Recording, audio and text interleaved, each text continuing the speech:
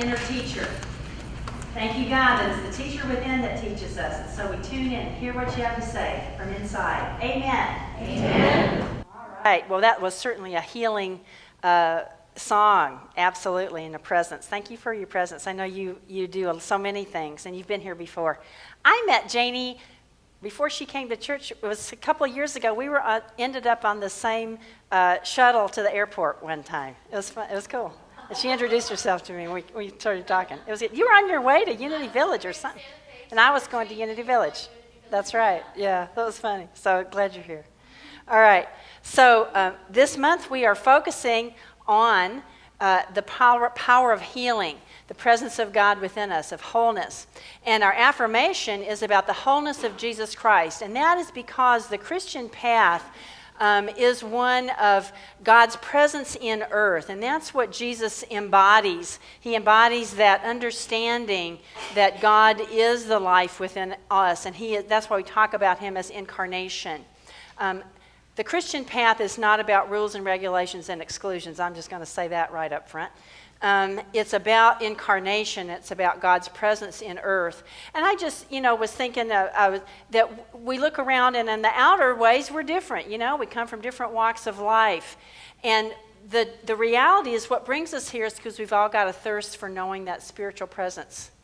And we're willing to do it in a way that is not exclusionary or mean, which has nothing to do with Christianity. That's what draws us here, and I love that. And that was the intention, always from the beginning of the Christian movement, was that it was inclusive, that people from different walks of life, from disparate cultures, were together because something amazing had happened, that they got it, that God was in earth. And God was in them, and God is not a person hanging out in the sky somewhere, that God is that innate life force. So thank you for being here, and thank you for hearing that divine call and coming and being a part of this today, and wherever there are many other places that you walk in your life. So with that, let's affirm this. We're affirming the wholeness of Jesus Christ is in us because he knows his wholeness, and he is alive in the spiritual realm of this earth, wonderful, amazing earth. So let's affirm this together, and we'll do it our 3 times. In Unity, we use affirmations or statements that are as spiritual as we can get them, as much as you can make words, and to align us with that spiritual truth. And we say them not to make them true, but why? They are true. All right, okay. And it's good to get your energy system engaged, and if it's just batting your eyes or wiggling your toe, or if you want to expansively move your arms, however you want to, again, but the one caveat is don't, what? Hit your neighbor. Yeah, okay. All right. Okay, so here we go. All right. So the wholeness of Jesus Christ lives in me. Feel that? Let's do it again. The wholeness of Jesus Christ lives in me. And the 3rd time. The wholeness of Jesus Christ lives in me. All right. So let's talk about how it works. All right. There's this man who had the same doctor for years and years, but then his doctor retired, so he was getting ready for his annual checkup, and he was going to be meeting his new physician. So he goes to the physician's office, and he notices his physician is old school. He still has a ream of papers on this person. He's not sitting there looking at his computer. Okay, because otherwise this show wouldn't work. So anyway, okay. So he goes in, and the doctor is sitting there, and he's got this 25 pages of this guy's medical history, and he's been, reading through it before the guy shows up. And the man comes in, and he sits down in the doctor's office, and the doctor, kind of is thumbing through these 25 pages of medical history, and he looks at the guy, and he says, I just have to say something to you, sir. He says, you look a lot better in person than you do in paper. Okay? We all look better on the inside in the sense, I don't mean that we don't look prettier or whatever, but we all have more deep wholeness on the inside than might be apparent to us on the outside. Because sometimes we look on the outside, right? We can list all the facts of our lives, and oh my, this happened and that happened and this is broken or whatever, And we can go down that list. And those are facts. You don't ever ignore facts. I always want to make that real clear. This is not about pretending like things aren't facts. It's just that there's a much deeper reality, and that deeper reality is the spiritual reality. It's the spiritual identity that is who every one of us are. Every one of us is an expression of the life force, or God. And I use the word God a lot, and by that I do not mean an entity, some big person sitting somewhere out in the sky. I like the word, it works for me, and by that I mean the life force, and it both is works by principle. We work our spiritual principles. There's certain ways that spirituality, that just common sense things, the way it works, and also that it relates to us in a very personal way. You know, it's hard to talk about it, but in terms of using words that really convey the ideas. But God is both principle and personal loving comforter. So it's both and. It's not just something abstract, nor is it just something just personal. It's both. It is the very force of life. And the idea is to get in touch with that, to get in touch with that deeper reality.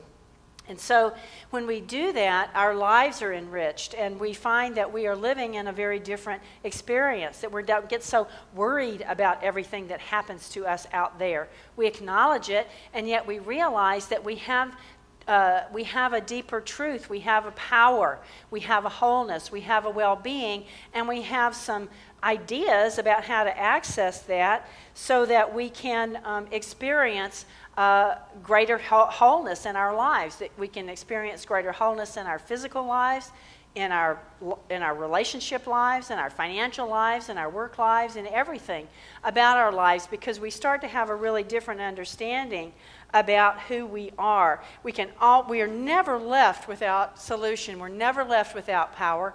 We're never left without well-being. We're never left without source. We've always got access to that. And the spiritual growth is about learning how to open up to that. It's about learning how to let our minds and our hearts be transformed. It's about having, in a sense, a spiritual awakening, which in my life is never just a one-time thing, you know? I don't know about you. I was like, good, I'm spiritually awakened, I'm good. No, I've not found it to work that way, which is a good thing, because then I would have pulled up a rock and sat on it, right? And been annoying to you and everybody else. Okay. So it's about continually deepening, about continually opening, about continually unfolding the reality of who we are. You've got in your bulletin today, you've got a little card, which mine has vanished. Anyway, you have a little card. Thank you. Janie's helping me out here. Okay. And it says on there, I am a child of God, and therefore I do not inherit sickness. I bet some of you know where this comes from. Where does it come from? Myrtle. All right. Who? Some of you are like, who? Myrtle? Who is Myrtle? Okay.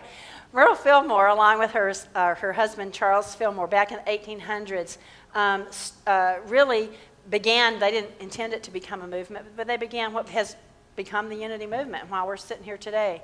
I really appreciate them a lot, because they had a lot of courage, and they studied with other people. There were a lot of people in that day that were really kind of opening. It's really an old idea, but opening up in a fresh way to that truth that God lives within us. And so they began praying and studying and so forth, and realizing that they too had that healing power within them. So Unity began as a healing movement. And this is the statement that really catalyzed Myrtle into a big understanding of who she was. And she heard it at a lecture. She went to a lecture by Mr. E.B. Weeks, because back then too, people were going around lecturing about all this stuff. So she heard this. She heard him say, I'm a child of God, and therefore I do not inherit sickness. And it really struck a chord with her.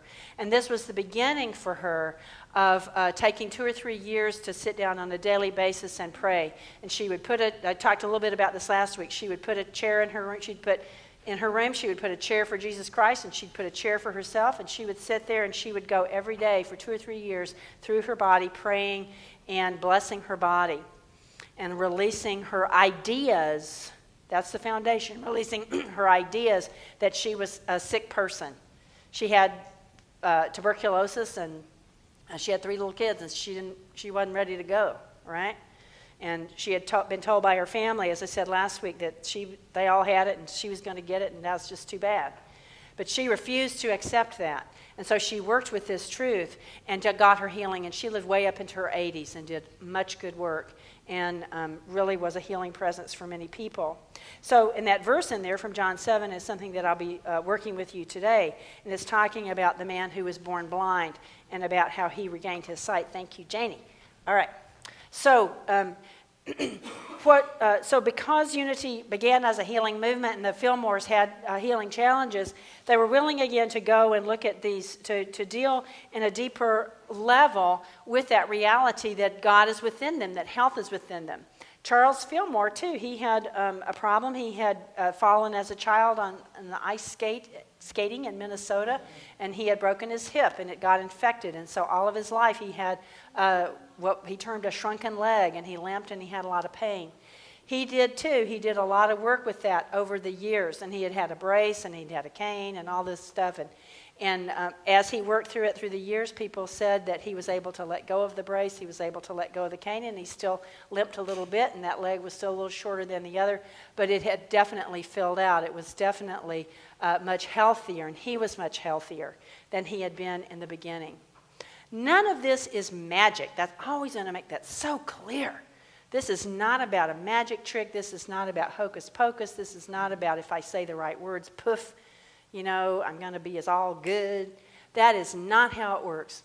What it is, though, it does work, and how it works is it works if we are willing to do some things to see ourselves in a new way, if we are willing to let go of constricted ideas about ourselves, about life, about how it is, if we're willing to look at facts and say, but I can deal with them from the place of truth. I can understand that I do have wholeness within me. I do have abundance within me. I do have love within me.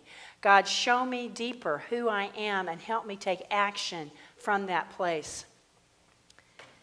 This is show and tell day, I think. I don't usually always do that, but it's good. All right. Who knows what this is? This is a Daily Word. All right.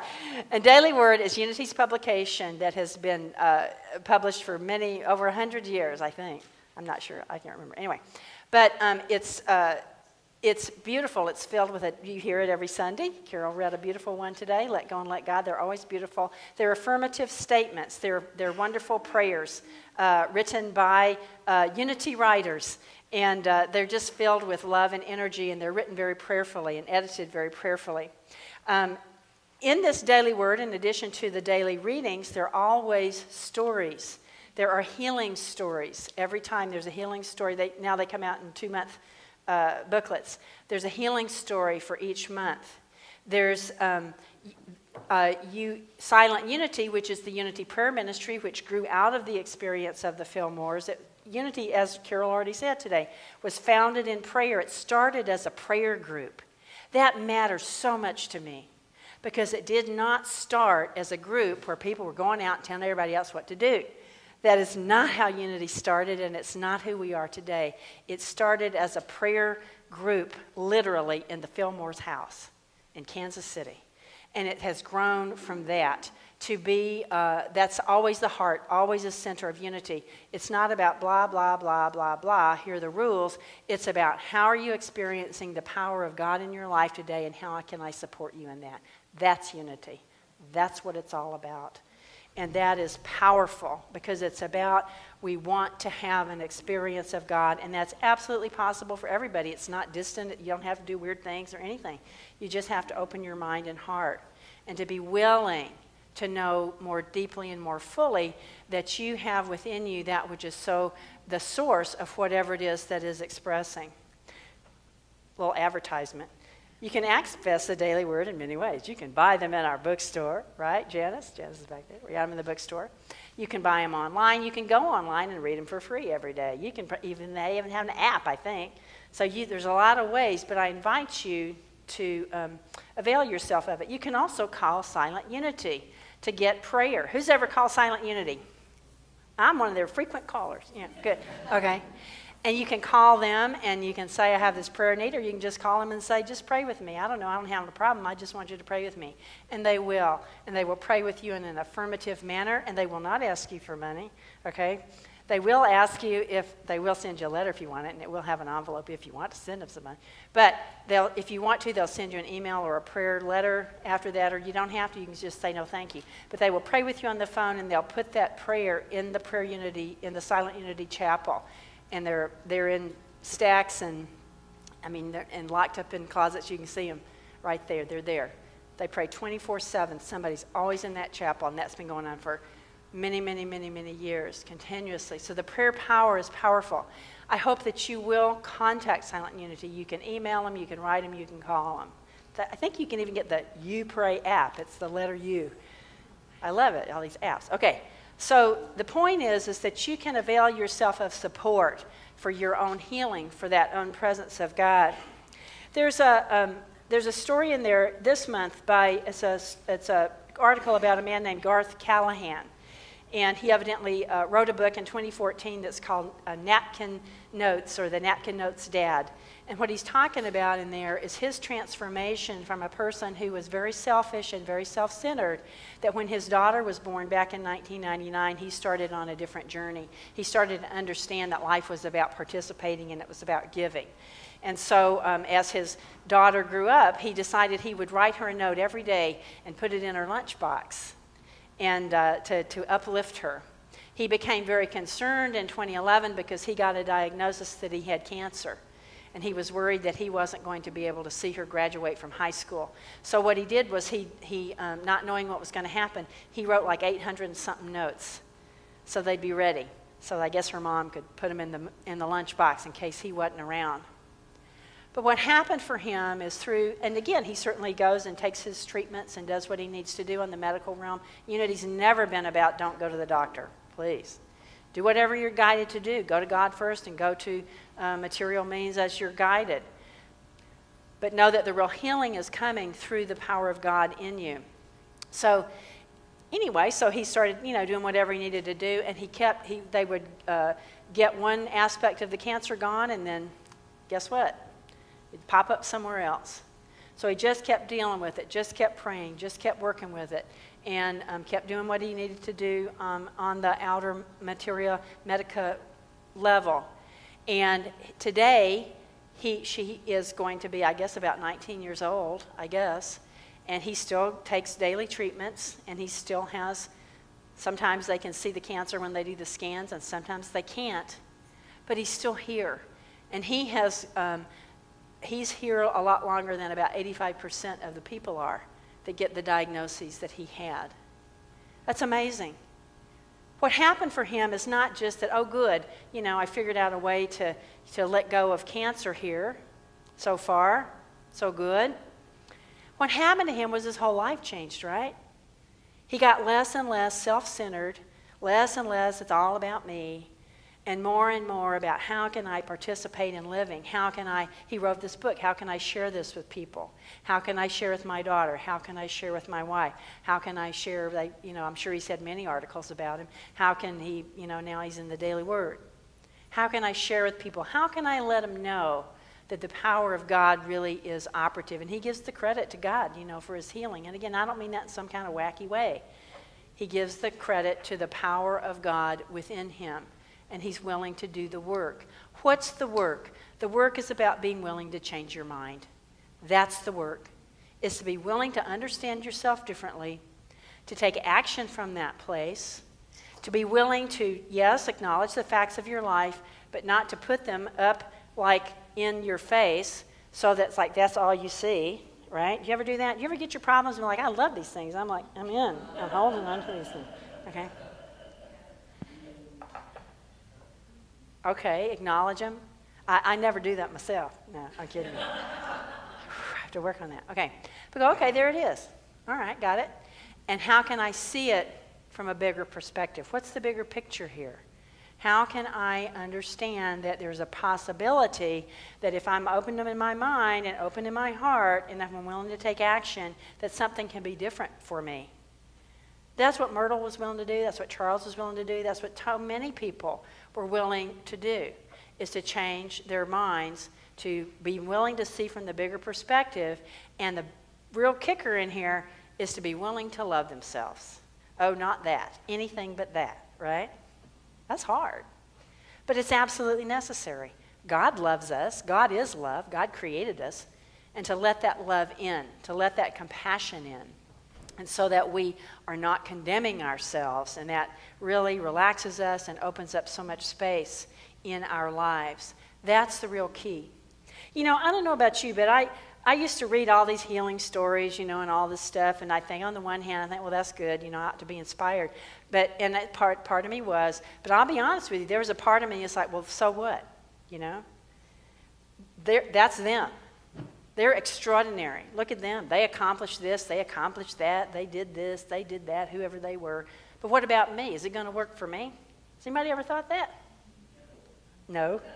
All right. Janelle's lying. No. All right. Or not. I think she was pulling my leg. Okay, but that's the question, isn't it? Is it going to work for me? So yes, it'll work for us. It'll work for me. It'll work for you. It does. And you already know that because you've already done it. And it's a matter of claiming that and claiming it for the next thing that's going on in your life. Yes, it does work for me. And you have to redefine things, though. You have to stop saying. You can do it two ways. You can choose. You can either say, yes, that person is extraordinary, and guess what about me? I also am what? Extraordinary. Right. Or you can say, that person's just ordinary. Guess what? I'm also ordinary. Right. It don't make any difference. But it's about knowing that we're all in the circle together. That's the main thing. There isn't anybody that's better than anybody else. That's the truth. Oh, that's a good one. Yeah, it's the truth. Nobody's better than anybody else. We literally are all standing in the same circle. We're all God's children. You know that old phrase, God doesn't have any grandchildren? Yeah. You have to think about that for a while. Okay. Anyway, so let me share this story with you. This is from the Gospel of John. I love this story. It's about the man born blind. What happened? Okay, and we'll see all these elements in this story. So, as Jesus was walking along, this is in John 9, he saw a man blind from birth, and his disciples asked him, Rabbi, who sinned, this man or his parents, that he was born blind? I love it. That's the human consciousness, right? Well, whose fault was this? Do you ever do that? Whose fault was this? It's all messed up. Now, somebody's fault, Well, Jesus was too smart for this, right? So he answered. He says, neither this man nor his parents sinned. He was born blind so that God's works might be revealed in him. I love that. Jesus said, nobody's fault. Good grief. Why don't y'all just get off it, It's about the glory of God. It's about letting people connect with what's good in them. That's the point. It's not even really a why. It's just it is what it is. And then what are you going to do about it? Are you going to sit around and blame, or are you going to do something? Are you going to do something different? Or are you going to find the goodness of God within you? Okay, so then Jesus said, we must work the works of him who sent me, and he meant God, meant the life spirit. While it is day, and night is coming when no one can work. And Jesus says, as long as I'm in the world, I'm the light of the world. And he was talking about the awareness. He wasn't talking about his personality. He was talking about the awareness of God in humanity. So then when Jesus had said this, he spat on the ground, and he made mud with the saliva and spread the mud on the man's eyes. And that just is a symbol for how we don't see, right? It's a symbol for how we don't understand who we are. So then he went and he washed the man. So he said to the man, go and wash in the pool of Siloam, which means sent, S-E-N-T. I'm sending you to do something on your own behalf. Now catch that one. Because Jesus didn't go, poof, be healed. He didn't do that, did he? He set it up so the guy had to go do something. All right. So then he went, and the man went and he washed, and he came back able to see. Then the neighbors and those who had seen the man before as a beggar began to ask, is not this the man who used to sit and beg? Well, because they were puzzled. Like, how did this happen? How did this guy, he's different. He can see now. That's what happens, right? Both within ourselves, the thoughts within ourselves will go like, well, who do you think you are? You think you got some spiritual light? I don't know. I'm not sure. What's going on here? As well as sometimes the outer neighbors say that. But, we get so preoccupied with what everybody else is saying about us. I'm going to give you a clue. Most of the time, they're not saying anything about you. Most of the time, they're worrying about themselves. Okay, anyway. But it's mostly what goes on in our own head. Okay, so anyway. So then, some were saying, oh, is it he? And others were saying, no, but it's somebody like him. They couldn't grasp it, right? And that's the truth about us. We can't grasp it sometimes, or the facts about us. We can't grasp it, that God would love us enough to heal us and to help us. But they kept asking the man, then how were your eyes opened? They were trying to figure this out. And he answered them. I love this guy. He's so funny. He said, the man called Jesus made mud. He spread it on my eyes and said to me, go to Siloam and wash. And then I went and I washed and I received my sight. He's like, it was just simple. He just told me what to do and I did it and poof. You know, I took some action on my own behalf and my life changed. It wasn't complicated. That's what this guy's message is. And then they said to him, well, where is Jesus? And he said, I don't know.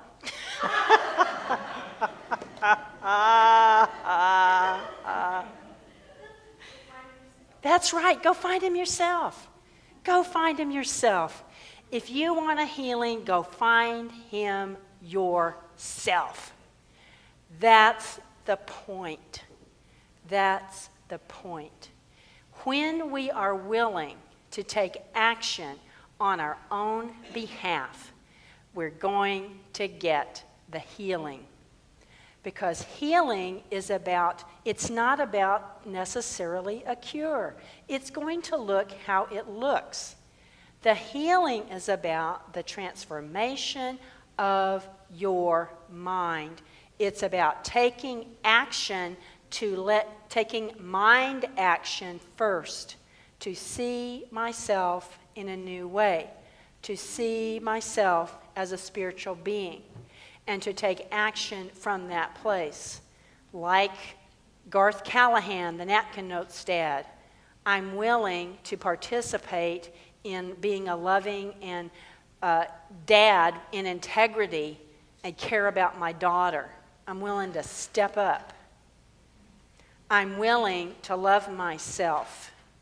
I'm willing to make healthy choices for myself.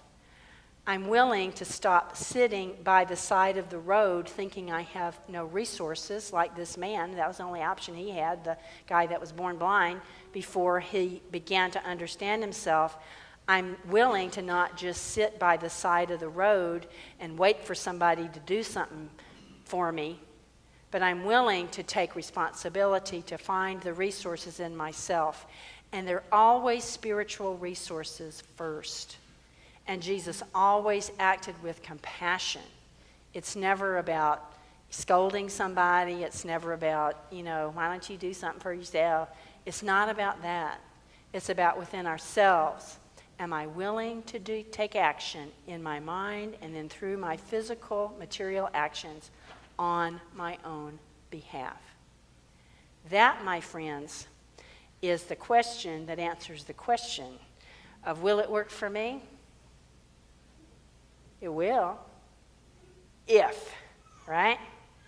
So that's the option, is taking action on our own behalf, is finding the Christ ourselves. And it always is productive. It's always healing, because the wholeness of Jesus Christ, the wholeness of the Christ, lives in all of us.